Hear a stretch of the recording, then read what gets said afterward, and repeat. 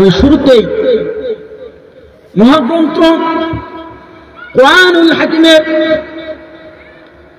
29 নম্বর পারার প্রথম নম্বর পৃষ্ঠার সূরাতুল মুলকের 2 নম্বর আয়াত তেলাওয়াত করেছি।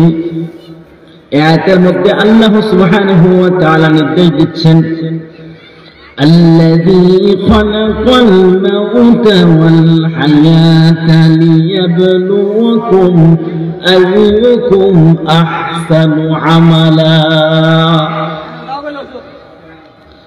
الله سبحانه وتعالى ارشاد করেন, الذي خلق الموت والحياة, আল্লাহ সুবহানাহু ওয়া তাআলা মৃত্যু এবং জীবন সৃষ্টি করেছেন।